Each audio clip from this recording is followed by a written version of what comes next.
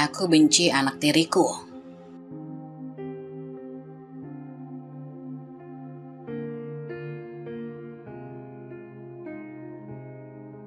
Hendrawan adalah seorang pria berusia 40-an yang telah menghabiskan 8 tahun terakhir membesarkan putranya Riko sendirian. Sejak kematian istrinya saat melahirkan Riko, hidup Hendrawan berubah drastis. Selama bertahun-tahun, ia hidup dalam duka mendalam. Tetapi seiring berjalannya waktu, perasaan itu mulai memudar. Digantikan oleh harapan baru, Riko kini menjadi satu-satunya sumber kebahagiaan dan semangat hidupnya. Namun seiring berjalannya waktu, Hendrawan mulai merasakan kesepian. Bukan hanya untuk dirinya, tapi juga untuk Riko. Ia ingin memberikan sosok ibu kepada anaknya, seseorang yang bisa melengkapi keluarga kecil mereka.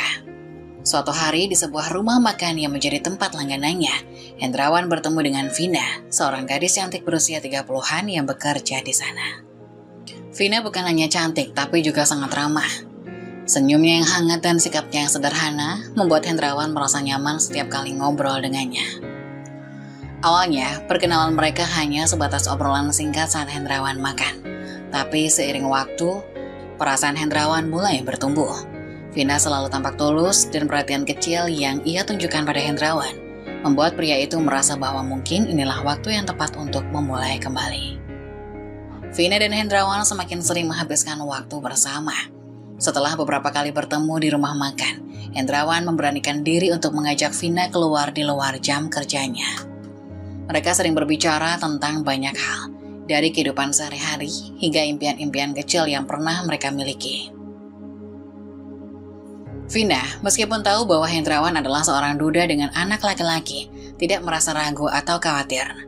Sebaliknya, ia merasa terharu melihat betapa besar cinta Hendrawan kepada Riko. Dalam setiap cerita Hendrawan tentang putranya, Vina bisa merasakan betapa hangat dan penuh perhatian pria ini terhadap keluarganya. Di sisi lain, Hendrawan semakin yakin bahwa Vina adalah wanita yang tepat, bukan hanya karena kecantikannya, tapi karena ketulusan dan kebaikan hatinya. Hubungan mereka semakin erat dan Hendrawan merasa bahwa inilah saatnya untuk mengenalkan Vina kepada Riko. Ia tahu bahwa Riko sangat merindukan sosok seorang ibu. Setiap kali melihat teman-temannya bersama ibu mereka, Hendrawan bisa melihat tatapan rindu di mata anaknya. Oleh karena itu, pertemuan ini sangat penting bagi Hendrawan. Ia berharap Riko bisa menerima Vina, dan mereka bisa memulai lembaran baru sebagai keluarga. Dengan penuh harap dan antusiasme, Hendrawan mulai merencanakan momentum pertemuan itu. Ini adalah langkah besar dalam hidupnya. Langkah menuju kebahagiaan yang baru bagi mereka bertiga. Setelah beberapa bulan menjalin hubungan dengan Vina, Hendrawan merasa inilah saat yang tepat untuk mengenalkan Vina pada Riko. Dengan penuh antusiasme, ia duduk bersama Riko di ruang tamu, sementara Riko sibuk bermain dengan mobil-mobilan kecilnya. "Riko, ayah punya sesuatu yang penting untuk dibicarakan," kata Hendrawan sambil tersenyum. Riko menoleh, matanya yang besar menatap ayahnya dengan penuh rasa ingin tahu. "Apa ya?" "Ayah ingin kamu bertemu dengan seseorang, namanya Vina, dan ayah berharap dia bisa jadi ibu baru kamu." Suara Hendrawan lembut, penuh harapan. Ia tahu bahwa Riko selalu merindukan sosok seorang ibu. Mata Riko bersinar cerah. "Ibu baru?" tanyanya dengan suara penuh harap. Ia berdiri, rasa ingin tahunya semakin besar. "Kapan aku bisa bertemu?" Hendrawan tersenyum lega. "Hari ini, nak, ayah akan memperkenalkan kalian sekarang." Beberapa saat kemudian, Vina tiba. Dengan langkah yang sedikit ragu, ia masuk ke ruang tamu dan tersenyum pada Riko. Meskipun ia sudah mendengar banyak tentang Riko dari Hendrawan, bertemu langsung dengan anak kecil yang mungkin akan menjadi bagian dari hidupnya membuatnya gugup. "Riko, ini Tante Vina," ujar Hendrawan sambil memperkenalkan mereka. Riko menatap Vina dengan penuh rasa penasaran. "Hai Tante," sapa Riko dengan polos sambil tersenyum malu-malu. "Hai Riko," jawab Vina sedikit canggung, tangannya melambai pelan. Senyum tipis tersungging di bibirnya, namun tatapan matanya menunjukkan rasa khawatir. Ia tak tahu harus berkata apa selanjutnya. Dalam benaknya, ia bertanya-tanya, apakah Riko suka padaku? Bagaimana aku bisa menjadi sosok yang nyaman baginya? Keheningan sempat melanda mereka bertiga. Hendrawan yang menyadari situasi sedikit kaku mencoba mencairkan suasana. Riko, kamu suka main mobil-mobilan kan? Tante Vina suka anak-anak yang suka mainan loh. Mungkin kamu bisa tunjukin mobil-mobilanmu ke Tante? Riko mengangguk. Namun ada sedikit rasa kiku saat ia mengambil satu mobil mainannya dan menyodorkannya ke Vina. Ini mobil kesukaanku, katanya sambil menyodorkan mainan kecil berwarna biru. Vina tersenyum, menerima mobil mainan itu dengan lembut. Oh, bagus sekali. Ini mobil balap ya? Tanyanya dengan senyum yang berusaha tetap ramah, meski terdengar sedikit gugup. Iya, jawab Riko singkat, lalu menatap Vina dengan ekspresi penasaran. Tante bisa main mobil-mobilan juga? Vina tertawa kecil meski sedikit canggung. Mungkin, Tante bisa belajar dari kamu ya? Mereka berdua terdiam sejenak. Riko menatap Vina, mungkin masih terasa asing dengan sosok wanita ini. Sedangkan, Vina merasa bingung harus memulai percakapan seperti apa dengan anak yang baru dikenalnya ini. Meski ada rasa canggung, senyum Vina tetap terlihat tulus dan Hendrawan merasa ini adalah awal yang baik. Setelah beberapa lama, Riko mulai terlihat lebih nyaman dan bertanya, Tante suka makan es krim gak? Vina mengangguk dengan semangat, merasa senang karena Riko mulai berbicara lebih lepas. Suka sekali, kamu suka es krim rasa apa? Rasa coklat, itu paling enak, jawab Riko dengan antusias. Aku juga suka coklat, balas Vina sambil tertawa kecil, merasakan suasana yang mulai mencair.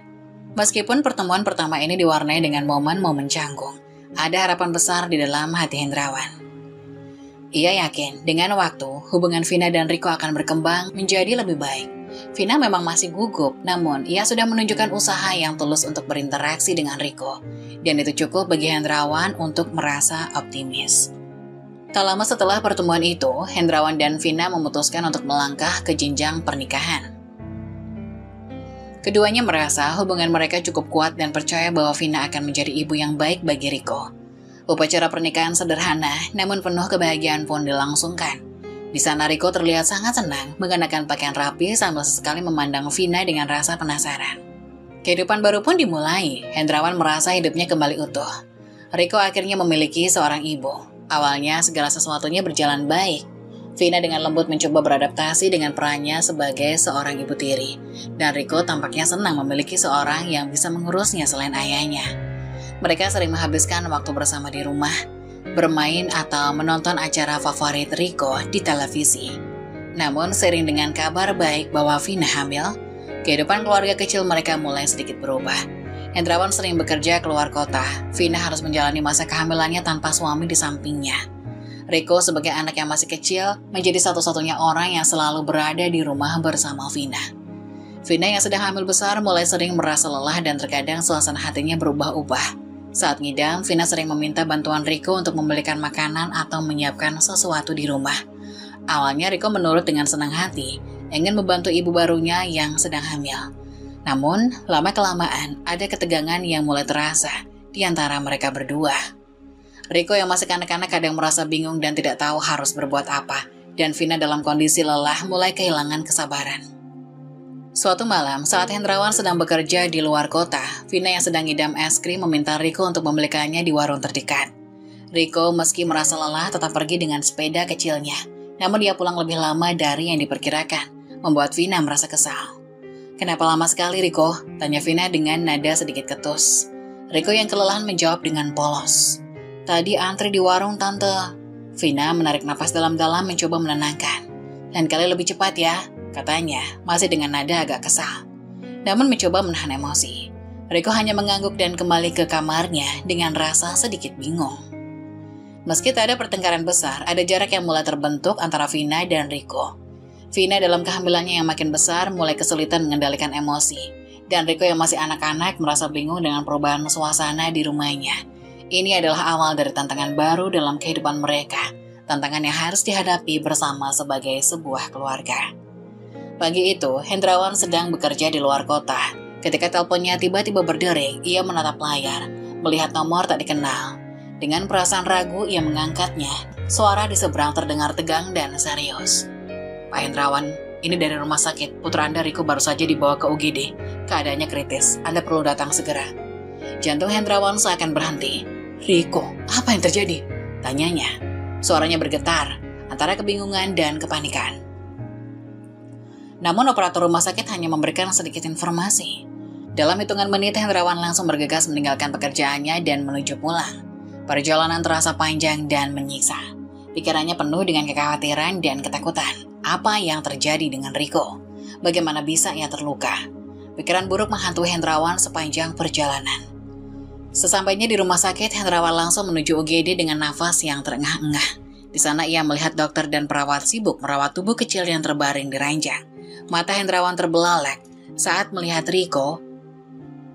Tubuh putranya yang mungil dipenuhi luka lebam, wajahnya pucat dengan mata yang sedikit bengkak dan bibir pecah. Di lengannya ada bekas memar ungu yang jelas terlihat.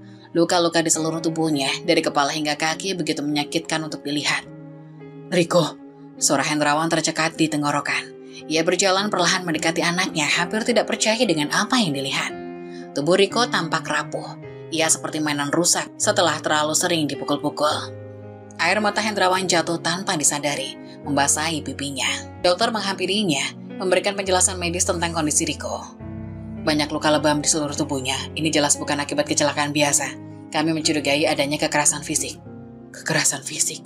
Hendrawan menatap dokter dengan ketidakpercayaan. Apa maksud Anda? Siapa yang melakukan ini pada Riko? Saat itu, Pak Asep, tetangga yang rumahnya bersebelahan dengan rumahnya Hendrawan, datang menghampiri dengan wajah tegang. Hendrawan, kita perlu bicara. Katanya dengan suara rendah. Hendrawan yang masih terpukul oleh kondisi Riko menoleh perlahan.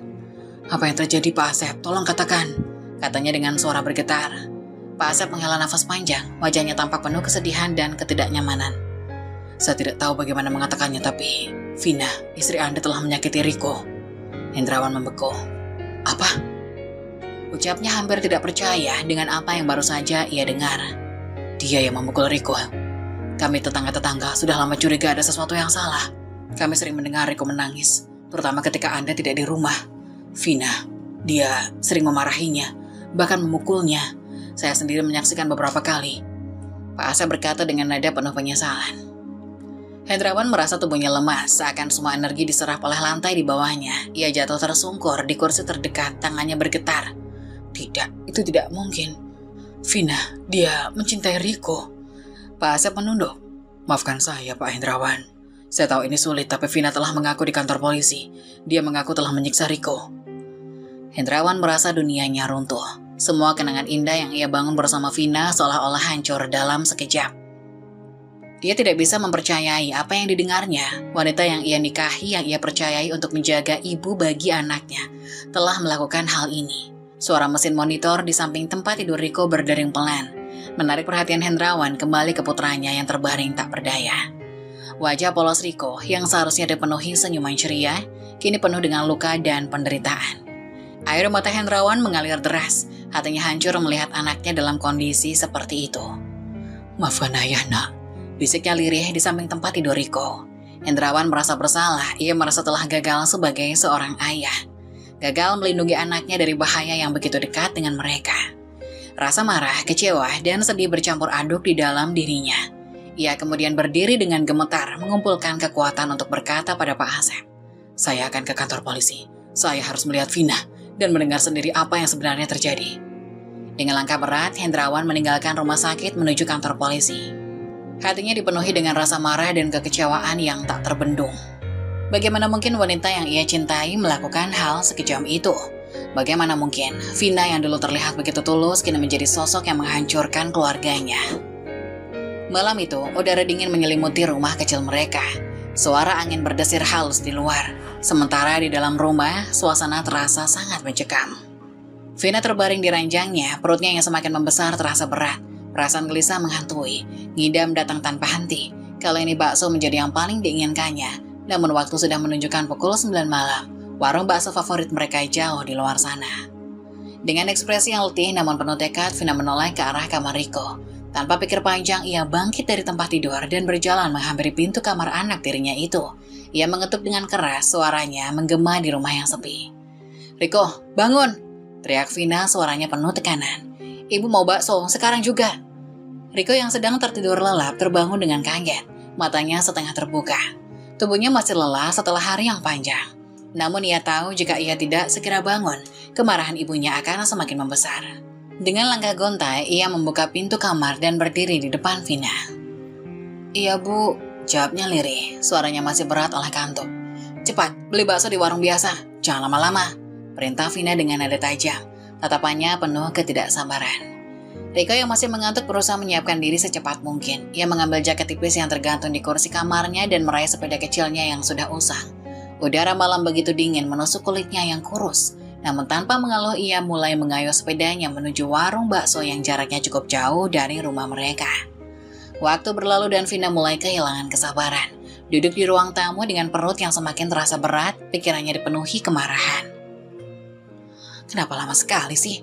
Pikirnya dengan marah. Ia mulai merasakan emosinya mendidih dan perasaan lapar yang tidak tertahankan membuat semuanya semakin buruk. Setiap detik yang berlalu bagaikan jarum jam yang menusuk-nusuk kesabarannya. Setelah hampir 1 jam, akhirnya pintu rumah terbuka perlahan. Riko yang wajahnya memerah oleh angin malam muncul dengan bungkusan bakso di tangannya. "Ibu, ini baksonya," katanya dengan suara kecil, berharap sang ibu akan senang dengan apa yang dibawa. Namun Vina langsung berdiri, tatapannya penuh kemarahan yang membara. "Kenapa lama sekali sih, Riko?" teriaknya, wajahnya memerah. "Kamu pikir ibu bisa sabar menunggu selama itu?" Riko terkejut dan hanya bisa berdiri di tempat, tak tahu harus menjawab apa. Ia baru saja menempuh perjalanan panjang dalam udara malam yang dingin. Namun, itu tidak berarti apa-apa bagi Vina.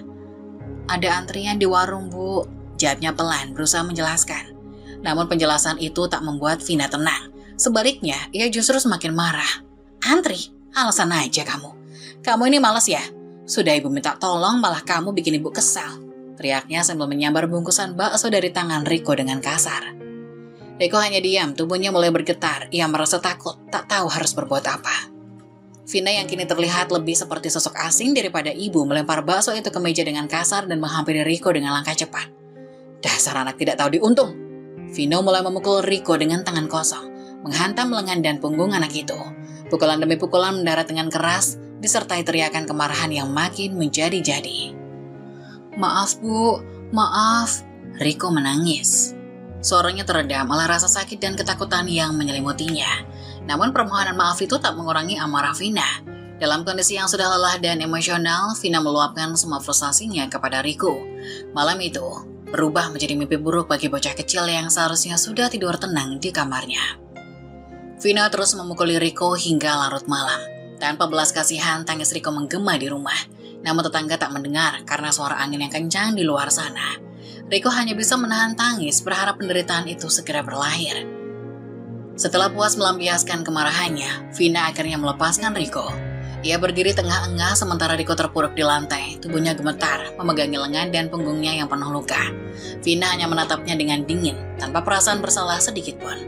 "Kamu emang anak gak berguna," gumamnya sebelum berjalan pergi meninggalkan Riko yang masih terisak di lantai. Riko hanya terdiam, menangis dalam heniknya. Tubuhnya terasa sakit bukan hanya karena pukulan fisik yang diterima, tapi juga karena rasa perih di hatinya. Ibu yang ia harapkan menjadi pelindung kini berubah menjadi sosok yang menakutkan. Malam itu, Riko tidur dengan tubuh penuh luka dan hati yang tersayat. Ini bukan pertama kalinya Vina melakukan hal tersebut, namun malam ini terasa jauh lebih menyakitkan. Suasana rumah yang seharusnya hangat, kini terasa dingin dan mencekam. Seakan tak ada lagi tempat yang aman bagi bocah itu.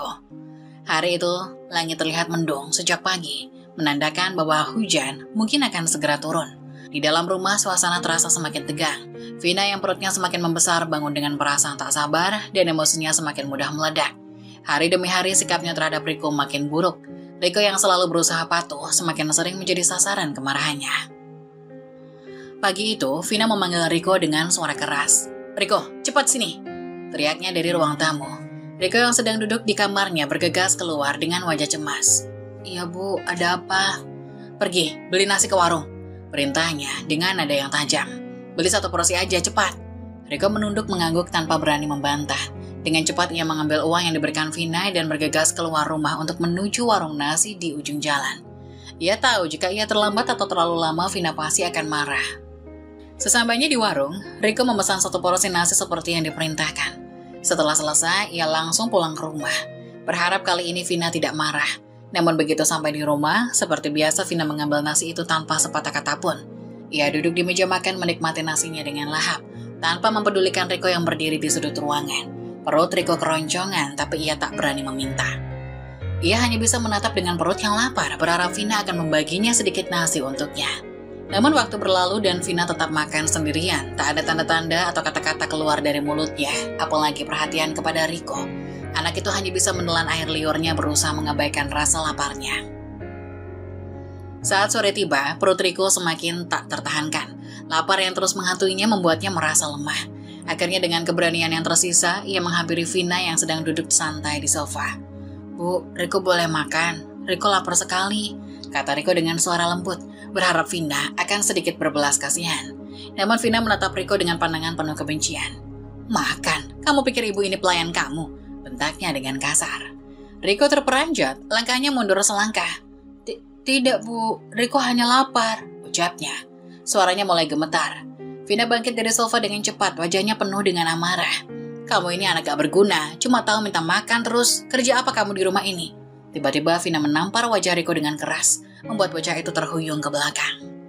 Tamparan itu membuat mata Riko berair, tapi ia tidak menahan tangisnya. Ia tahu jika menangis, Vina hanya akan semakin marah. Tubuhnya sudah terbiasa menerima kekerasan. Namun kali ini rasa laparnya terasa jauh lebih menyiksa. Vina terus memarahi Riko tanpa henti. Tangannya yang dingin kembali memukul dan mencubit tubuh anak itu. "Kamu memang anak gak tahu diuntung," teriaknya. Amarahnya tak tertahankan. Riko hanya bisa menunduk, menahan sakit di tubuhnya dan di hatinya. Setelah puas meluapkan kemarahan, Vina kembali duduk dengan nafas terengah-engah. Riko yang tak tahan lagi dengan rasa laparnya memutuskan untuk keluar rumah. Ia tahu Vina tak akan memberinya makan. Dengan langkah gonta ia keluar dari rumah dan menuju ke rumah Pak Asep, tetangga yang selama ini selalu ramah padanya. Sesampainya di sana, Pak Asep yang sedang duduk di teras kaget melihat kondisi Riko. Bocah kecil itu tampak lemah dengan wajah pucat dan tubuh yang mulai kurus. "Riko, ada apa nak? Kenapa kamu di sini?" tanya Pak Asep dengan suara lembut. Riko menunduk, air matanya mulai mengalir di pipinya. "Riko lapar, Pak. Ibu tidak memberi makan Riko." Suaranya lirih, hampir tak terdengar. Pak Asep terdiam sejenak, merasa hatinya tersayat mendengar pengakuan itu. Ia segera mengajak Riko masuk ke dalam rumahnya dan memberinya makan. Riko makan dengan lahap seakan-akan ia sudah berhari-hari tidak menyentuh makanan. Sambil makan, Riko mulai bercerita tentang apa yang terjadi di rumah, tentang bagaimana Vina sering marah, memukul, dan tidak pernah memberinya makan. Pak Asep mendengarkan dengan serius, wajahnya penuh keprihatinan. "Ini tidak bisa dibiarkan, Riko. Pak Asep akan mencari cara untuk menolongmu," katanya dengan nada tegas. Setelah selesai makan, Riko mengucapkan terima kasih dan pamit pulang. Namun ketika ia sampai rumah, bencana lain menunggunya. Vina sudah menunggunya di depan pintu dengan tatapan penuh kebencian. "Kamu makan di rumah orang ya? Dasar anak gak tahu malu," teriaknya. Riko kaget dan hanya bisa diam. Tubuhnya mulai gemetar, tahu bahwa Vina akan meledak lagi. "Beraninya kamu makan di luar tanpa izin ibu." Vina melangkah cepat ke arah Riko.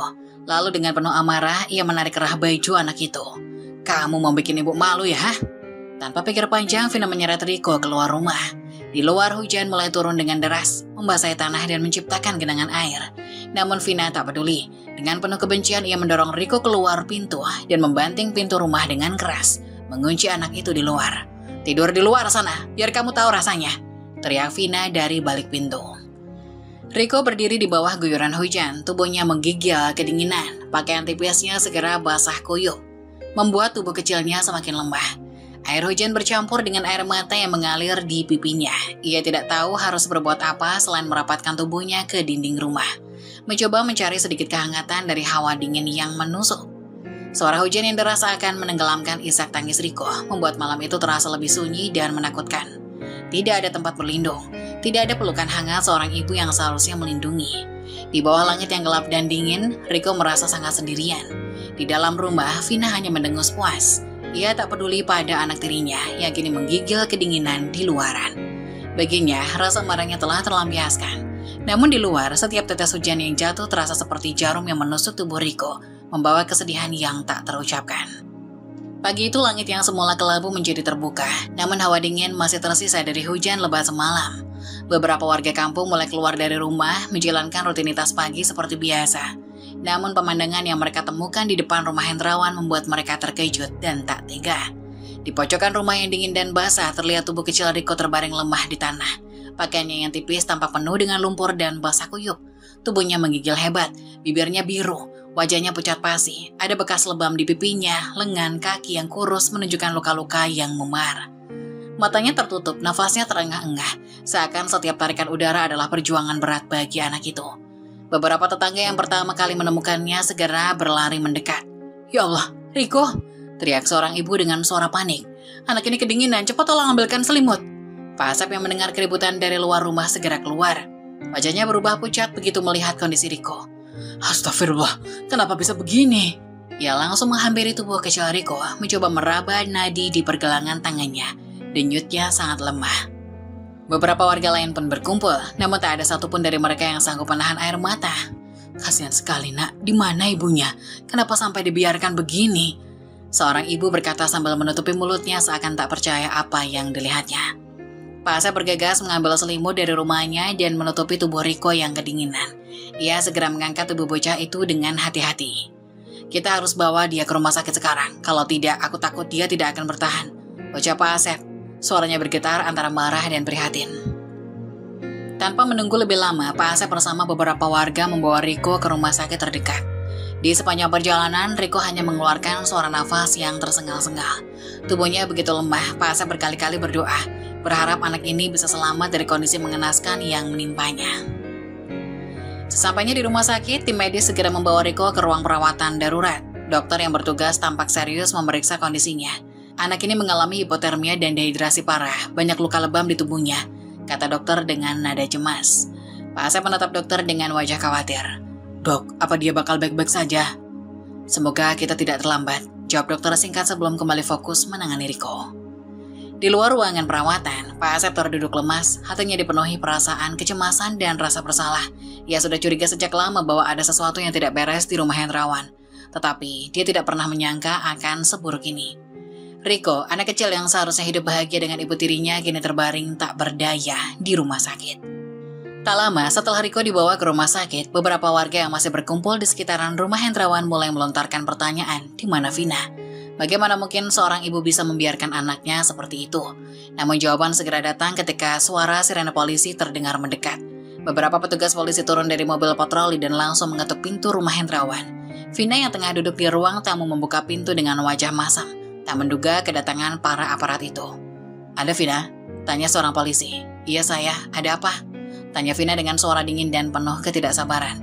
"Saudari Vina, kami mendapat laporan bahwa Anda telah melakukan penganiayaan terhadap anak tiri Anda, Riko. Kami mohon Anda ikut ke kantor polisi untuk dimintai keterangan."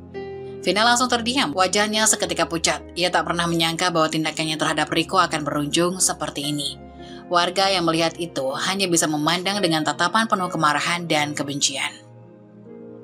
Pak Asep yang baru kembali dari rumah sakit segera menjadi saksi utama atas kekejaman Vina. "Saya akan bersaksi, Pak. Saya sudah lama tahu bahwa Riko sering diperlakukan tidak manusiawi di rumah ini. Saya tidak bisa tinggal diam lagi." Tugas polisi langsung mengiring Vina masuk ke dalam mobil. Vina hanya bisa menunduk, tak ada kata-kata lagi yang keluar dari mulutnya. Di dalam hatinya mungkin ada penyesalan yang mulai tumbuh. Tapi semuanya sudah terlambat. Para tetangga yang melihat kejadian itu hanya bisa menggelengkan kepala. "Kasihan Riko, anak itu tidak pantas diperlakukan seperti itu," gumam seorang ibu sambil menghapus air matanya. "Semoga dia selamat di rumah sakit." Di rumah sakit kondisi Riko masih kritis. Tubuh kecilnya dipenuhi dengan berbagai alat bantu medis. Perjuangan antara hidup dan mati, Pak Asep tak henti-hentinya berdoa. Berharap anak malang itu bisa pulih dan mendapatkan kehidupan yang lebih baik, jauh dari segala kekerasan yang selama ini dia alami. Di balik setiap luka lebam di tubuhnya, tersimpan kisah pilu seorang anak yang hanya menginginkan kasih sayang, tetapi malah menerima kekerasan yang tak berperasaan. Warga kampung yang biasanya damai dan penuh kehangatan tak lagi sama setelah tragedi pagi itu. Mereka menyaksikan langsung bagaimana kejamnya dunia yang seharusnya penuh cinta bagi seorang anak.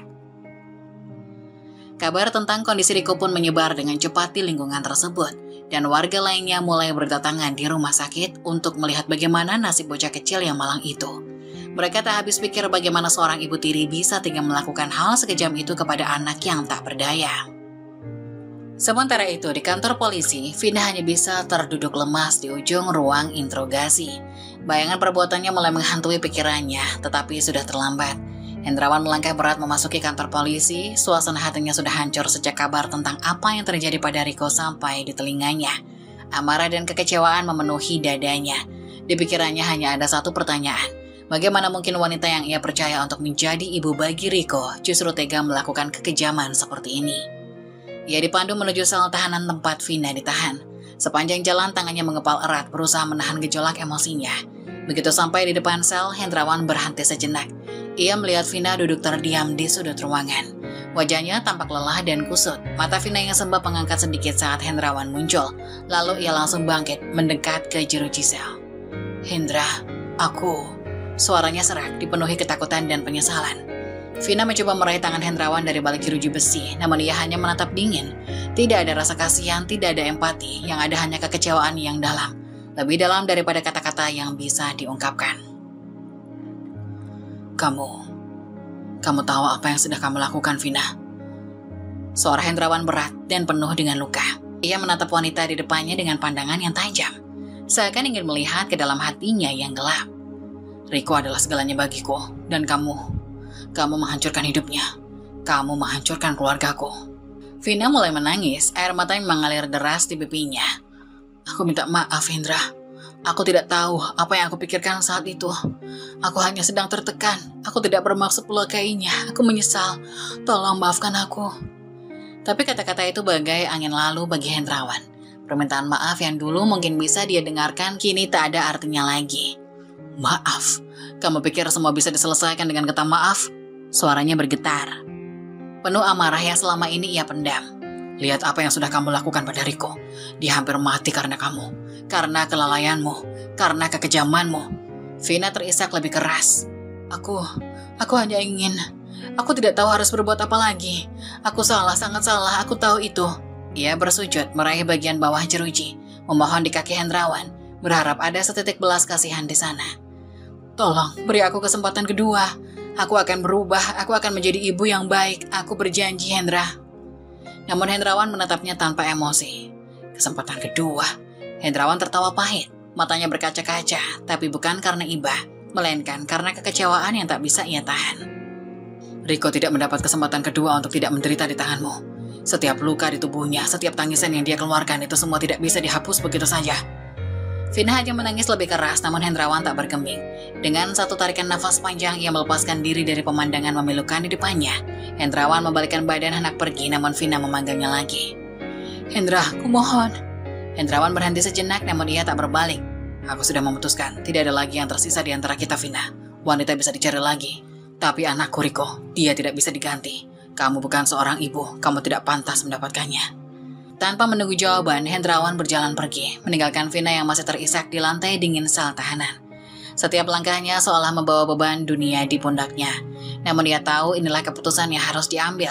Hatinya hancur, tetapi demi Riko ia harus kuat. Setelah kepergian Hendrawan, Vina terpuruk dalam kehampaan yang tak berujung. Di balik jeruji sel, waktu terasa berhenti. Hari-hari berlalu tanpa arti, dengan tangisan dan penyesalan yang menggerogoti hatinya. Setiap malam ia terbangun dengan bayangan wajah Riko, tubuh kecilnya yang lebam dan amarah Hendrawan yang menghantuinya. Vina mencoba berdoa, berharap Tuhan akan memberinya sedikit kedamaian. Tapi penyesalan yang begitu mendalam mengurungnya. Ia tahu tidak ada kata atau perbuatan yang bisa memperbaiki apa yang sudah ia lakukan. Setiap tetes air mata yang ia keluarkan hanya mengingatkannya pada kegagalannya. Sebagai istri, sebagai ibu, dan sebagai manusia. Kemudian di suatu malam yang sunyi, rasa sakit menyerangnya. Perutnya mulai berkontraksi, dan Vina tahu apa yang akan terjadi. Dengan tangan gemetar, ia memegang perutnya yang besar, merasakan sesuatu yang tak beres. Jeritan rasa sakit membuat tubuhnya terbungkuk, dan ia jatuh di lantai sel, menggigit bibirnya untuk menahan erangan yang semakin kuat. Ia keguguran. Dalam kesakitan yang luar biasa, Vina merasakan janinnya luruh. Rasa nyeri fisik seolah menyatu dengan penderitaan mental yang ia rasakan selama ini. Saat itulah, di tengah rasa sakit yang tak tertahankan, Vina menyadari bahwa Allah telah mengambil kepercayaannya. Ia telah gagal tidak hanya sebagai ibu bagi Riko, tapi juga bagi anak yang belum sempat lahir. Ia merasa seluruh dunia telah meninggalkannya. Hendrawan mendengar kabar tentang keguguran Vina beberapa hari kemudian. Meski hatinya masih dipenuhi dengan amarah dan kekecewaan, ia merasa perlu melihat wanita yang pernah ia cintai. Meski hanya untuk memastikan bahwa ia tidak perlu lagi terikat dengan masa lalu. Ia datang ke sel Vina, kali ini dengan perasaan yang jauh lebih tenang, namun tetap tak berbelas kasih. Ketika Vina melihat Hendrawan datang, ia langsung bersujud di lantai. "Hendra, aku mohon. Aku tahu aku salah, aku menyesal. Aku mohon ampunilah aku." Hendrawan diam sejenak, menatap Vina yang tampak semakin lemah.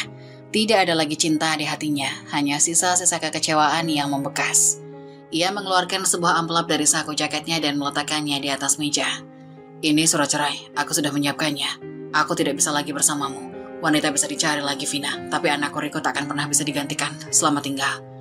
Tanpa menunggu jawaban, Hendrawan berbalik dan pergi, meninggalkan Vina sendirian di selnya, tersungkur dalam penyesalan yang tidak akan pernah bisa ia hapuskan.